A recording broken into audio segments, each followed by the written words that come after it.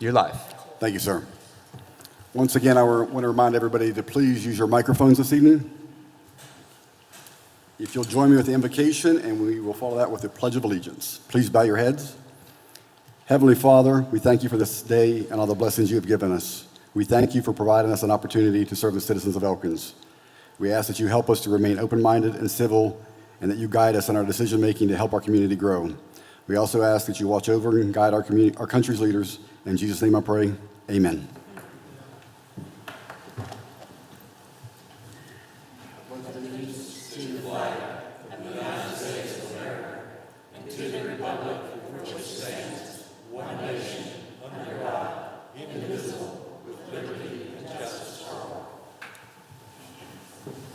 I now call the Elkins Common Council meeting to order, and I will ask the clerk to take roll, please.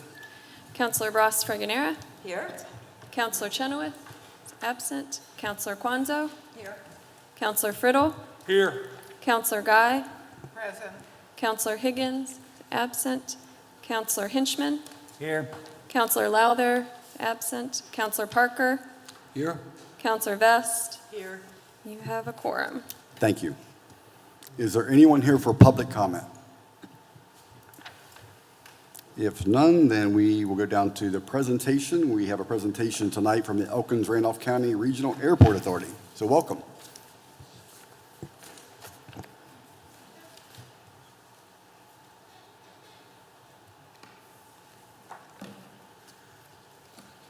Well, good evening. I suppose most of you probably know who I am, but I'm wearing a different hat tonight. So I'm Bob Woolwine. I'm president of the Randolph County Regional Airport Authority. Can you hear me okay? Okay. And I want to introduce, we have three members in the behind me, and I want to introduce those. Larry Wang, Niels Hankey, and Mark DeMott. And our manager and the person we all report to and work for is Mary Alice Riccatelli. I just want to let you know that council appoints myself and Larry Wing to the airport authority. Niels and Mark are appointed by the county commission. So that's how we work. Our responsibility, plain and simple, is to manage the airport. And all the facilities and everything that goes on with the airport. And it's kind of lengthy, and I'll get into that a little bit. I won't bore you with a lot of figures and numbers, but we do stay pretty busy. The main thing is working with the Federal Aviation Administration. They constantly give us edicts, rules, regulations, change things around, and you must do this, you must do that. And of course, for the most part, they give us most of the money, not all of it, to accomplish those, so we have to go to other sources to get money. But a couple of things we're dealing with right now is every 20 years we should resurface a runway. In the middle of that, 10 years, we have to put down new asphalt, not asphalt, but what's the word I'm looking for? The ceiling, we seal them, and then we have to remark it. And the main thing we're working on right now is a glide slope change. If you can imagine, when you see runway lights, the FAA dictates the angle that planes must land at the airport. So if you can picture a slope like this, well, the FAA a few years ago came and changed it to this. So therefore, we have some obstructions we need to deal with, trees and things like that. So we're kind of working on that. That's a long, drawn-out affair, but that's kind of the things we get into. We have 35 hangars that we have to maintain, plus all the other buildings that we maintain, like the garages that we store equipment in, the airport terminal. We take care of the light towers, like on Rich Mountain, or up here on what we might call Shaver's Mountain or something. There's a tower up there, beacon lights. We have to maintain and take care of all those. Right now, one of the things we're doing is redesigning our website, because we think tourism is a big thing for us as far as Elkins and the county. So we're getting redesigning that, and we want to try to get links out there to link to other organizations. So when they click on the Chamber of Commerce, our website will come up too. So that's what we want. And I'll talk more a little bit about tourism. Income. We get income mainly from 4 sources. Fuel sales. If somebody flies in, needs to buy fuel, we sell them fuel. We have what we call, for regular airplanes, is 100 low lead. For jets, we have Jet A. And so we make money that way. The city, and thank you for the several years you've been giving us money. You support us in your budget. And the county does also. We have hangars that we lease. We own them, but we lease them. Office rent at the terminal. We use a couple offices downstairs, but we have upstairs and some back rooms that we rent. We try to get revenue from that. Okay. And then we have, we're part of the WVAC, which is the West Virginia Aeronautics Commission, and they exist to help airports out in small projects, and so they get a percentage of the fuel tax that they collect, and then they give it back to us if we have projects that we go to them and say, we got this project going on, will you give us money for that? So that's the main sources of our income. Now, who uses the airport? Some people, believe it or not, the new ones, I hope, don't even know there's an airport in Randolph County, but nevertheless, we'll deal with it. We'll get it on our website and everybody will know. Okay, I'm going to run by a few talking points on who actually uses the airport. Clorox Company, they own Kingsford. They have a jet. They fly in, and propeller planes, they fly in pretty frequently. A stipulation for the U-Haul company to come to Elkins was to have access to an airport. Bruce Hardwoods, Carter Roag, law enforcement, different branches of law enforcement, whether it's prisoners transfers or they're doing marijuana eradication and things like that. Various contractors doing work in the county. Attorneys for the federal court. Sometimes they even use our lounge to have meetings with. Insurance adjusters, medical, air support, health net lands a lot of times. And I'm going to save the best one for last, but I'll get through, almost through. We're part of the Evers MOA, which stands for Military Operations Area. It's a big area. It encompasses several counties in West Virginia, mostly from here to the east. And so military maneuvers happen frequently, where it's paratroopers or just planes in general. So that's kind of a restricted airspace depending on altitudes. We have flight instructors that belong to the Pilots Club, and they come in and they do flight instructors. So if somebody wants to learn to fly an airplane, we can hook you up. We have the Elkins Pilots Club, like 33 members. They're on the field. We're home of the Elkins Experimental Aircraft Association, and that's exactly what it is, experimental. And they do, a couple times a year if they can, they try to give rise to the young kids. Come on up and have a hot dog, get on an airplane, we'll take you around to Elkins and things like that. We have the Elkins Composite Squadron of the CAP, Civil Air Patrol. You've heard about them a lot. We have doctors that come in, fly in and out. We have government officials. Various utility companies that do a lot of work, either pipelines or the power company that patrol their power lines or trim rights-of-ways. Department of Environmental Services. And in skiing to snowshoe, Canaan Valley, and all kinds of tourism brings people in. The old record building, which is south of Beverly, has been purchased by somebody to open up a block company. And one of the stipulations was, he's very emphatic, is can I use the airport in the wintertime? If I can't use the airport, it might not be a done deal. He said, I need to use the airport when I need to use it. And we told him, come anytime you want to. The runway is always plowed, always open, and things like that. And he said, I'm not going to move, I don't know where he's from. He said, I'm not going to move my family here, but I'm thinking, give him a little time, come down here and get to know everybody. He'll move down. You know. The best one and the last one. There's a group of people that fly in regularly, quarterly maybe, and they go to a local brewery, and they buy their stash of beer, and they fly back to New Jersey. So, you know, I mean, tourism, commerce, we'll take it whatever it is, you know. So, anyway, we have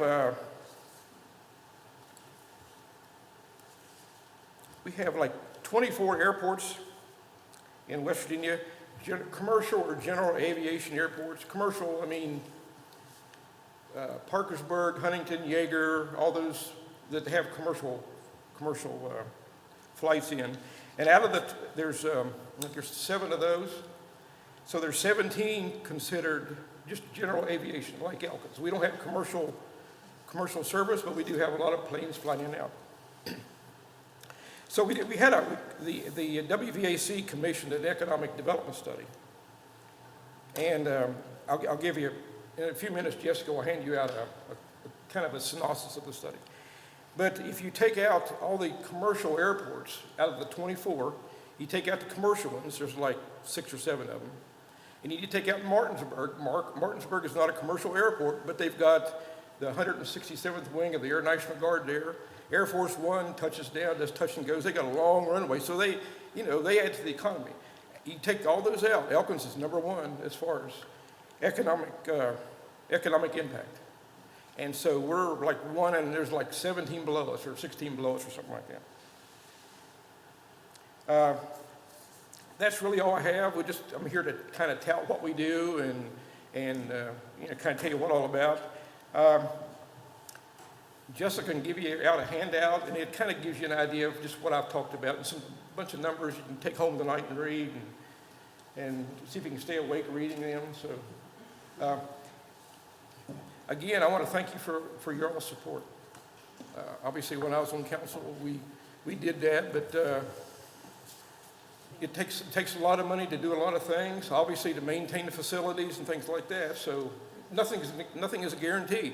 You very well know when you do a budget, you have to kind of project what your sales tax is going to be, sales tax revenues and things like that, so you kind of take history and you kind of, okay, maybe we can bring this much money in. We do the same thing.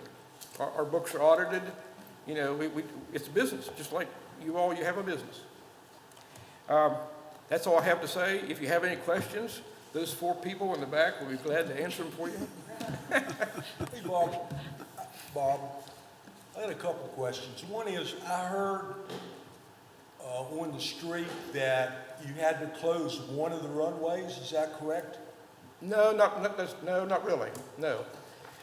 The FAA we have what we call 2 runways. They're called crosswind runways. The FAA is leaning towards closing one of the runways no matter where you're at. They just want one runway in every airport. So we still have the one, and we've talked about, can we maintain it ourselves? We haven't asked them yet. They're not going to maintain it. They will maintain the main runway, the longest one that comes in off of Ward Road, crosses Ward Road. They'll maintain that one, but it's the longest run. So we're going to talk about, is the other runway really needed? And if we want it, how do we maintain it? Here again, really expensive, but the FAA is not going to do that. But it's still open for flight traffic. One other question. Back after the derecho at Hurricane Sandy, you may remember that the power company signed an agreement with the airport to use that for a staging area in the event of an emergency. Is that agreement still in effect, do you know? Hard to know. Okay. Yeah. I'm curious, on an average, in an average month, how many flights do you think come into the airport? Do you have any? Yeah, I don't know if I can give you an exact number. It varies. Average month, in and out. They're called operations, by the way, but nevertheless. I'm going to say over 100. 100? 100? Yeah. Okay. And sometimes you'll be up there, we have a meeting, there might be 6 or 8 planes come in within a couple hours. You know, so it varies, you know, and like I said, there's some doctors up there that have, one doctor has a jet, one has a big plane, and he's out in and out a couple times a week, so, yeah. So no plans at all for any commercial flights? What's that again? Commercial flights at all? None? There's no commercial flights. Yeah. Anything else? Any other questions? Thank you, Mr. Wine. Thank you for that. Appreciate it. Thanks, Bob. Okay, number 5, regarding our minutes from the council meeting on September 2nd, 2021. I'm looking for a motion to accept those minutes.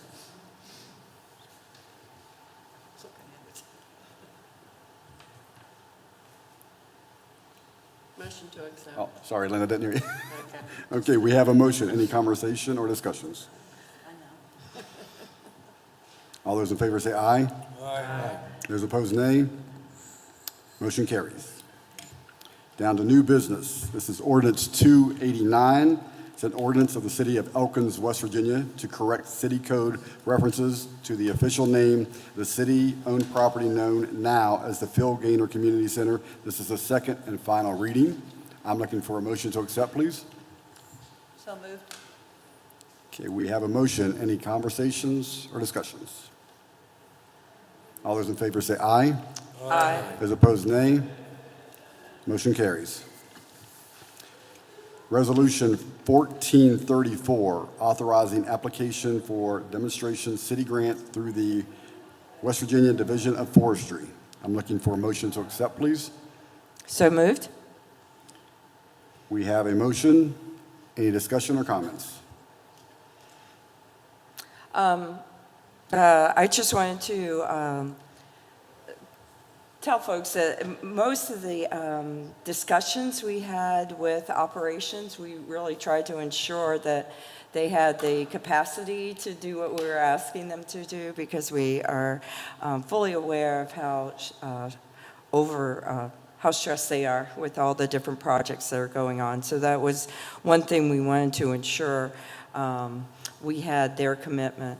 Another thing that I just wanted to point out was the fact that in this grant, we are able to receive 4 so-called free tree grades. So that saves the city some money, because we're matching it with some of the grades that we were, to be honest, we were going to pay for anyway. So it's a really a win-win situation. It's part of seeing the project through and seeing a total removal of the tree boxes, hopefully within another grant cycle or so. So we're very excited about this and would appreciate the support. And also, if you look at I think Marilyn sent around a note about the placement of the trees in that illustration where it was purple. Those were the species of trees that were currently in the slots, and we have different ones coming that are more appropriate for urban landscape. Thank you. I Any have other a comments? question. How much is it going to cost the city if you get the grant with the match? The match is in-kind services, Okay. so there is no cost. The tree board is purchasing some materials that are being used as part of the grant, and that comes out of our own budget. And our volunteer hours, which are huge, they also go towards the grant. So the city of Elkins is only using in-kind services. Okay, thank you.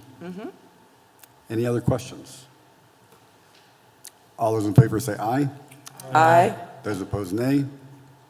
Motion carries. Thank you. Thank you. Resolution 1440, approving full-time regular employee status and confirming a compensation level for R. Wickham. I'm looking for a motion to accept, please. So moved. We have a motion. Any comments or discussion?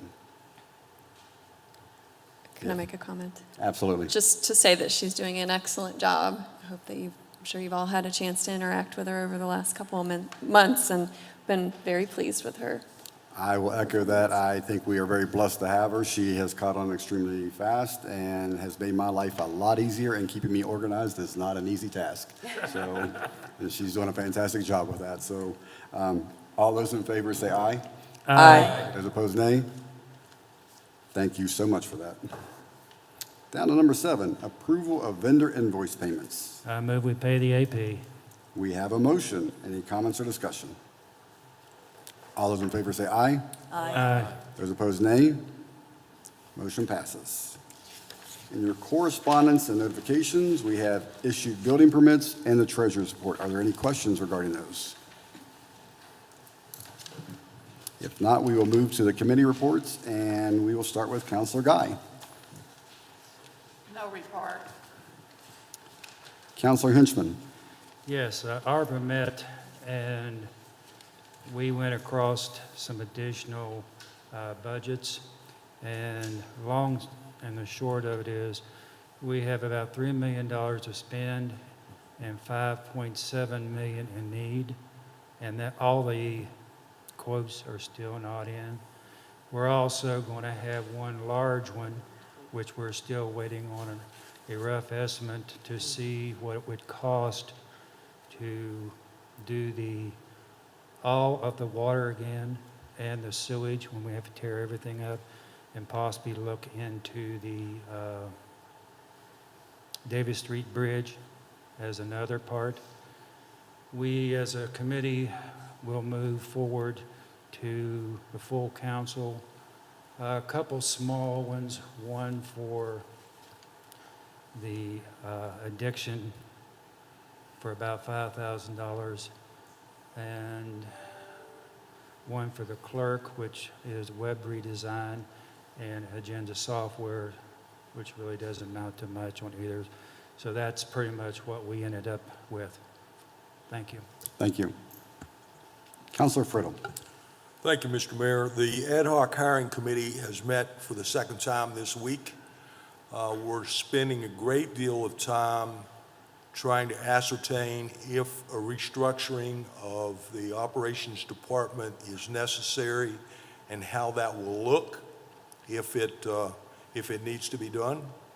Also, we're taking a very in-depth look at the job descriptions for not only the operations manager, but several of the other positions within operations. So it's not going to be something that happens very quickly, but we want to be very deliberate and make sure we make proper decisions as we move forward.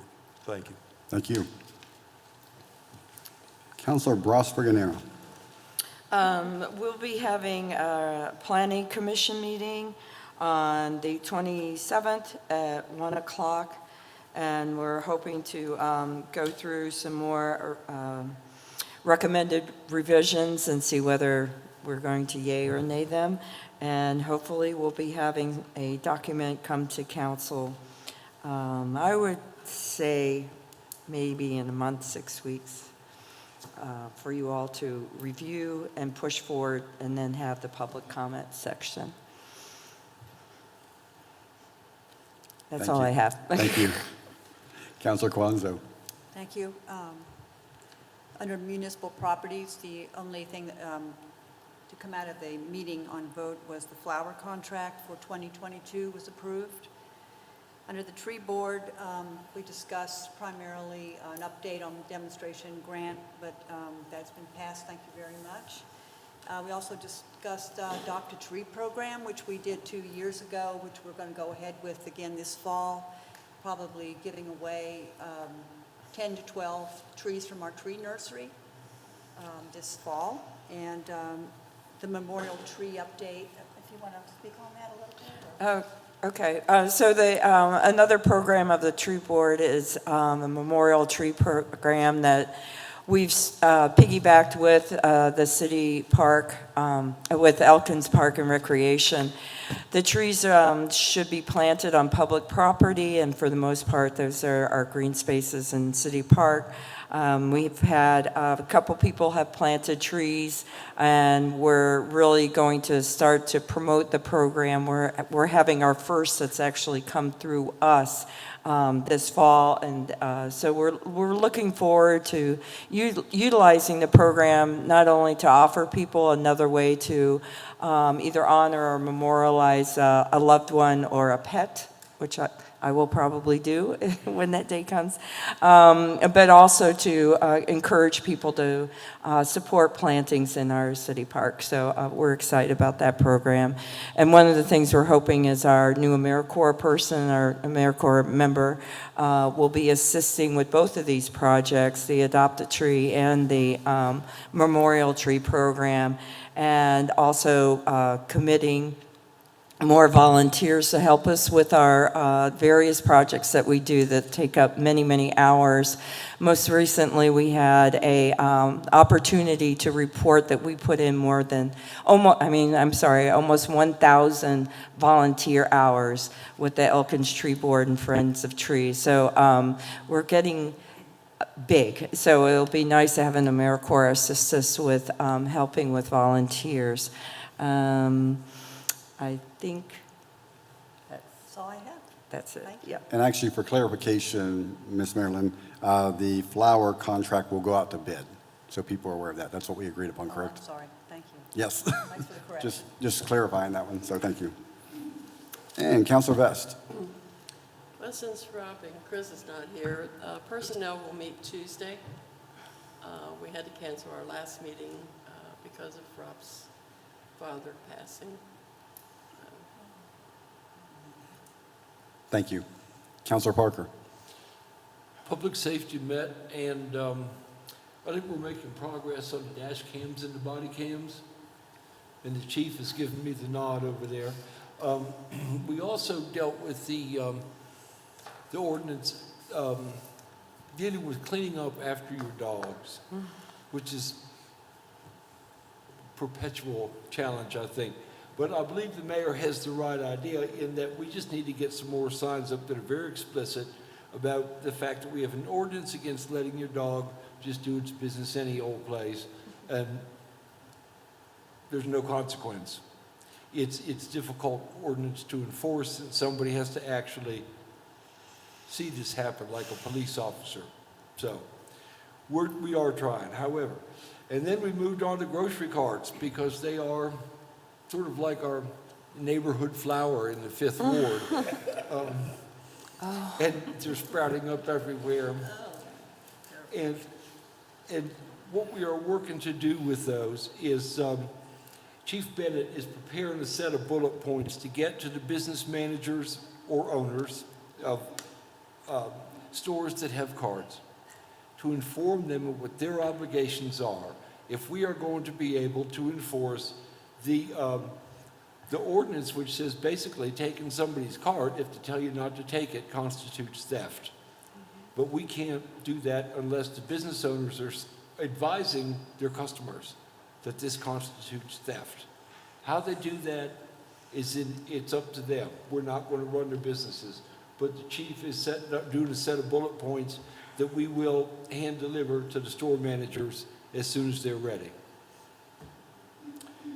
Lastly, we dealt again with the vacant structures ordinance. It's in rules and ordinances right now. And we need to get some clarity about where we really want that, how we want that focused most tightly. Because there are several conditions, if you will, of vacant structures. Are we trying to target all of those, or is there a set of those, maybe those that show a complete lack of care, that are really beginning to deteriorate, that are not meeting IPMC standards, which are the standards that we will go by, International Property Maintenance Code. So we're waiting for rules and ordinances to pass along their wisdom to us. and then how we go about enforcing that will be the next topic of discussion, and we just want to make sure we're dealing even-handedly with everyone. Great, thanks. we are dealing with it in one of the conversations that, well, several different themes, but one of the themes is figuring out the same issues that you're bringing up. Who are we trying to target? What is this ordinance really looking at? We're thinking about ideas about separating vacancy from dilapidation in the description of vacancy, but this is, we still are working on that. And then again, and how do we enforce this? What do we look at? What are the parameters? And there was discussion on how to make it more almost legitimate in looking at what is the target audience. And one of the discussions that we had is the snowbirds, are those really the people that we're trying to target? And so we've had a lot of discussions. Last time, I think we talked for an hour and a half about this, and really trying to make sure that it's a workable, enforceable document. Thank you for your work. Thank you, sir. I would also ask that everybody keep Counselor Chenoweth and his family in your prayers and thoughts. He lost his father, and we all know what that's like, so please think about him and send good thoughts his way. Thank you. Chief Bennett. Good evening. I have an activity report for you for August 2021. In the month of August, Elkins Police Department answered 535 calls for service that generated 25 cases and 16 arrests. Only have a few significant events for the month, which in my opinion is a good thing. Even though we had a high number of calls, we only had a handful of significant things. On the 6th of August, PFC Sayre arrested one male subject for possession of fentanyl and pills during a traffic stop. On the 7th, Patrolman George and Patrolman Davis arrested a male subject with a felony warrant out of Monongalia County following a foot pursuit. On the 12th, Patrolman George arrested a male subject with a felony warrant out of Butler County, Pennsylvania during a traffic stop. Also on the 12th, Patrolman Summerfield, Patrolman Elbin arrested a male subject for possession of marijuana and fleeing following a foot pursuit. And on the 25th, PFC Sayre and Patrolman Elbin arrested a male subject in the Kroger parking lot for possession of methamphetamine after a brief struggle. So looking at that, the things that stand out in the events that we did have, two of the felony arrests made were from people from quite a distance away, from Butler County, PA, and from Monongalia County, so it interests me what they were doing here. And the other is, of those 5 significant events, in 3 of those, the people that we dealt with were resistant to law enforcement by either fighting or fleeing. So that's kind of concerning as well. Other than that, we still have our 2 new officers in the academy. They're still attending the academy online at this point, and we have not received a date yet that they will return to in person. Also, Patrolman Davis, who was granted the equivalency to go through the 3-week course, began it online this week. So he's going to go another week online and then 2 days in person, and he'll have his West Virginia equivalency, which is nice to have out of the way. Well, he's already where he's been working for a year, but the other 2, once they get out of the academy, they'll go into the field training program. I don't have anything else, but I'd be happy to answer anybody's questions. Thank you, Chief. Ms. Hines, and before you get started, I just want to comment and say you are doing a fantastic job in this interim position, so thank you for your efforts. Thank you. I appreciate that. It's been busy, so just a couple of things I'll report on, and then I'll give you the good news. The Supervisors Training, Jessica and I had a conversation. It seems departments are kind of, it's a big transition right now, so we're all trying to, stay afloat, and everyone's doing a tremendous job. I will say we have some really, really great employees here, so I just want to say how thankful I am for that and supportive. So Jessica reached out to Lenny, and we thought we'd go forward on a supervisor's training, and so Lenny's agreed to do that. It'll be about a 2-hour training. We wanted to get it scheduled as quickly as possible, but then we just kind of got behind and some folks are in quarantine, so we wanted to wait. So we'll probably look at that, hopefully, not next week, but the week after. So that'll be helpful. They can all come together, and there's already an agenda that looks really nice. So as much training as possible, I think, is important, because I don't know that we've had that much training for supervisors and employees. And we also started regular supervisors meetings, which is really wonderful. Not weekly, we've had them bi-weekly, and it's really nice to get together and find out what's going on and what we can help with, and kind of ease the minds of everybody that have, some problems that are going on. Street department's busy with tree removal for the tree board. So the guys have been working on removing some trees you may see downtown. I think they were working over this evening to get some of those taken care of. Now, the street department was signed up to do a snow and ice workshop, which now has gone virtual. So they'll be coming here in council chambers, hopefully to do it virtual in a few weeks. Leaf pickup's going to start October 2nd. I know that's a little bit away, but just so in case anybody starts asking. Phase 2 project updates. We are working under some crunch time to get some things accomplished that kind of were pushed to the side and really need to be accomplished quickly. So we have a great team. The mayor, Jerry Roberts, Mark Hartley, has really been helping tremendously. I met with him and Bear Contracting this morning out on the site, and we're working on the Granny's Lane portion with the sewer line that's going to go through there and pick up some of those lines that aren't, that are going into Buffalo Creek now.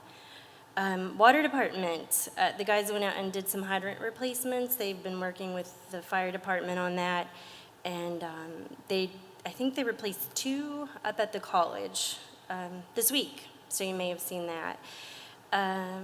Wastewater, we are meeting with Mike Davis to go over a long agenda of items for our consent decree and just some project closeouts. We're going to meet with him on Monday prior to our sanitary board meeting. So Monday is going to be a busy day with sewer project work. I do not have a current update on the South Henry Avenue Bridge. Sean and I spoke about that today, the footbridge. We are going to reach out to see if we can get some more information. We did meet with Jamie Rossi, which they can't provide anything to us, but in that same meeting, we talked about the South Davis Avenue Bridge, which I know we talked about in municipal properties a little bit too, so we're working on those items. And I think the best part of my day, or maybe month, it was quite a challenge getting things completed to close out the water project, and up until recently, I didn't know how much money we were going to. We didn't have to send anything back. It's a loan from USDA funds, but we would have to. The mayor was going to send a letter to all the project costs have been paid, and any remaining funds would have to be de-obligated, and the remaining amount would be applied to the loan amount, which was $311,333.97. So I was a bit disturbed when I saw that number, because I knew we hadn't seen it, and we had some equipment that was approved to purchase with that 2.1, the leftover funding. So Charlotte Wales at USDA has been wonderful and very helpful in closing out everything. So she sent me an email. If you guys don't mind, I'll read you just a bit. I called her last evening and left a message and said, please call me so we can talk about this, just so I can get the letter correct and just figure out everything so I could report on it. So today, Charlotte sent me an email. She called me this morning. I didn't have time to talk to her, so I called her back, and she said, check your emails. She said, I spoke to Jana Lowry about the whole situation with the town, the city, and the remaining funds. She and I agreed that we would request one more short extension for this project in order to get these additional items purchased if the city still wants to. That's the mini excavator and the valve exerciser. So If the city would like to use the remaining $311,425 to make the small equipment purchases, such as the the excavator and the valve exerciser, we can give the city a 1-month extension to gather the required documentation. By October 18th, I will need the specification for the equipment, 3 quotes, and a letter signed by the mayor requesting the items and stating that it will be the final request for funds usage, and any remaining funding can be deobligated. So, I said, Charlotte, I believe you just made my day, among others. So, Jerry Roberts and I talked about it, and she said, you know, it doesn't hurt to ask. So, I'm so thankful that USDA is allowing us just 1 month, which we are scrambling to get everything accomplished. The water department has already started getting quotes and writing up, specifications for that, so we can move on purchasing that equipment. So we're very excited about that. And if I can add, with the number of water breaks that we've had this year, this equipment is desperately needed. Mm-hmm. Does anybody have any questions about that? I just had a question on another. Nancy, can you please use your microphone? I'm sorry. Sorry. It's okay. There we go. So you had mentioned with the Buffalo Creek, there was a street that was being looked at, or Greenie's Lane. It's part of the Phase 2 project to tie in some of the sewer where's that? lines. What? It's right off of Randolph Avenue between, John Street. The one way, it's John and Scott Street. It goes out onto Randolph Avenue across from the street down from Davis Electric, the alley down from Davis Electric. Oh, okay. Do you know what I'm talking about? If you come out, it's a one-way. You can only come out onto Randolph Avenue, and then the car repair business is right across the street from that. Okay. So I know on the other side of the street is where we have the Sure. the hole the and stuff like that. So are there any plans to work on To that? repair that. Or Not at this point that I know of. Okay. No. all right. When you mentioned Buffalo Creek, I just said that whole area is difficult. Yes. Okay. Thank you. Anything else, Ms. Hyams? Oh, I think that's it. All right, thank you. Thank you. Ms. Judy? We're continuing to work in our office with our accountants on our financial statements, which are due the end of this month. We're also preparing the quarterly B&Os. They'll be mailed out at the end of September. They will be due by October 31st for the third quarter. And I've been working with Chief Hyams and Lieutenant Belt. We are having a review of the fiscal year 21 police and fire pensions. It was requested by the Municipal Pension Oversight Board out of Charleston, so we're working on getting that information to them. Hopefully it'll be to them tomorrow. If not, we do have until middle of October to have it done, but we're trying to get it, out of the way. But that's all I have, unless anybody has any questions. I have one comment. I want to thank you for working with our supervisors to help them understand their budget, so I appreciate you taking time to do that. Thank you. Fire Chief Hyams. Good evening. I just have a few things I want to bring everybody up to speed on. I get some of my meetings run together, so I don't remember who I've told and who I haven't. But so we're 39 days away from our ISO evaluation, and I'm going to say that we are really, really, really close to having all that data assembled. If all goes according to plan, we'll be ready 30 days early. Yesterday, the aerial ladder went through its annual certification test that's required, third-party testing by, it's required for ISO and for the state, and it passed with flying colors, so no corrective action needed there. I'm going to estimate that we're probably 60% of the way through the hydrants, citywide or system-wide, I should say, because some of them go outside the corporate limits.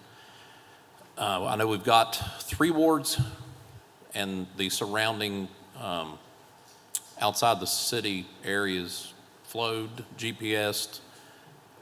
Some of them are completely painted, some are just marked for future, for finishing the painting. We've got 2 wards to go.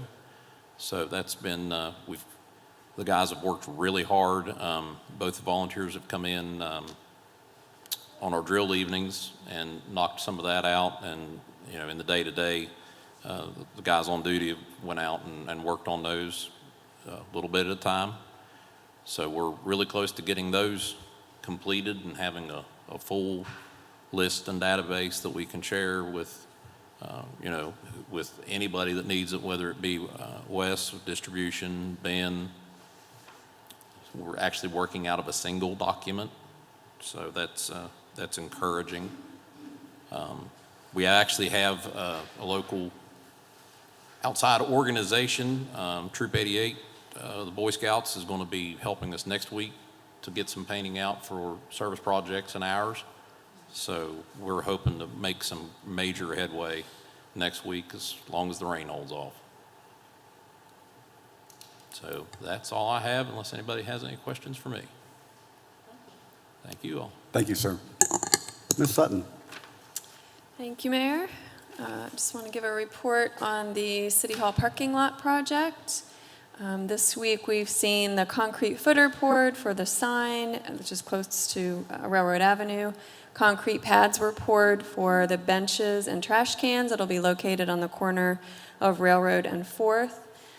We've also seen West Virginia Paving has been busy at work this week. And Terra Flora came in one day and went through and did all the tilling in the beds. And so they'll be back on the 23rd with a tractor trailer load of trees and bushes and everything that they need to start working. It'll take them probably 3 or 4 days to get everything in place. Around that same time or shortly after, you'll see the installation of the light poles throughout the parking lot. I am still talking with First Energy about potential removal of what is going to be a duplicate pole kind of out on Davis Avenue. So I should have an answer back from them by next week. And that's all I have, unless anybody has any questions about the project. Just one, who will be maintaining the landscaping in the parking lot? Our maintenance. Okay, Thank you. And Ms. Roberts. Thank you, Mayor. Just 2 things briefly. One, to follow up on what the wonderful news that Melody had with regard to the remaining funds. There was a concern about whether you'd have time to bid these. You have within your ordinance concerning bids that if council so decides, and there are certain items listed, reasons why you wouldn't put it out for bid, and I think this circumstance clearly would qualify for one of those, you'll just have to approve that, and you'll have time between now and the 18th to get that on your agenda so that obviously both of these pieces of equipment will be substantially more expensive than $25,000. So there's a mechanism to do it, so don't be concerned that we're avoiding doing something that you would normally do in the circumstance. And secondly, one of the properties, in fact, Councilor Guy mentioned something to me about this the other day, that is on the list that we're putting out the bids, going to put out a bid for a demolition on. Just coincidentally, one of the co-owners of that property happened to be at City Hall for other business, and now I have a contact information for him and possibly for the other co-owner, and the information that we'll need to have to redeem this, because currently it is being held by the auditor, the Commissioner of Delinquent and Forfeited Land. So one of those is moving along. And Mr. Eisner and I have been working on the bid to be put out. I think he's just about finished with it, so I would think it'll be in the advertisements, the legal ads advertisements here briefly. So that's it. Thank you. Thank you. Thank you. Okay, down to mayor's comments. Once again, COVID obviously is hitting our county and our state extremely hard, and the city employees are no exception to that. We've taken a beating the past couple of weeks with this. We're trying to be as flexible as possible, but we're also following the CDC and the governor's guidelines. Like I said, we're not shutting anything down yet. However, we are taking precautions and trying to be as safe as possible. We're making sure that there's plenty of masks out there for the people that need those. And like I said, we're trying to just cover as much as possible when we have to because we're shorthanded. I mean, the guys have been fantastic. Guys and girls have been fantastic about shifting over to other departments as necessary. Like I said, we're going to get through it. Everybody's dealing with it right now. You've heard it mentioned a couple times about the Davis Avenue Bridge. We have began our initial discussions with the Department of Highway regarding this. The bridge has a shelf life, we're guessing somewhere about 3 years left. So we really have to start planning on that right now and how we're going to move forward. We had the initial conversation with Jamie Rossi, and I want to thank him for coming in and sitting down and educating us on a lot of things. That was very enlightening. So we have some planning to do going forward, obviously. It's not going to be an easy task, but one that we probably can't avoid much longer. And the last thing I want to talk about is the volunteers from our town invited me to help honor the Rosie the Riveter candidates that are in our area. And I'm going to say to sit down and meet with these young ladies, these 94, 97, 98-year-old ladies, and hear their stories is probably one of the coolest things I've got to do since I've been mayor. It was very rewarding for me. They stepped up in a time of need whenever our country was, desperately needing people to step up and work in factories. And to hear them talk about, making materials for parachutes or working on airplane parts, and, it's what was needed to be done at the time, and the pride that they still take today in that. And I will tell you, the one young lady had tears in her eyes the entire time, so I had to keep looking away because I am a sympathy crier. So, but it was a very, very special moment for me, one that I don't take lightly because they definitely answered the bell whenever it was rang. And, I commend them today. I hope I get to be part of this again. This is going to become an annual event, so I hope to get to do this again. So meeting with them and their family members has been tremendous. So, and like I said, I'll say with the way the world is today, we could use a lot more Rosies right now. And with that, I will look for a motion to adjourn, please. Can I say one thing? Absolutely, you can. First, thank you for that. That was amazing detail about that meeting that you had, and wish I could have been there. That was wonderful. But I think we all should thank you for what you did at 9/11. Thank you. I had no idea. So thank you for your honorary work there. You're going to find out I'm the mayor that doesn't like the spotlight. I So can see that. this is a little unusual, so I'm going to deflect that. I'm sure but nobody here had any idea. So thank you. Thank you. I found out about it in Kroger's. That's where I find all my gossip out also, on my news. There or Bill the Barber. I mean, those two places are pretty solid. So with that, without any objections or any alibis, I'll look for a motion to adjourn. Thank you.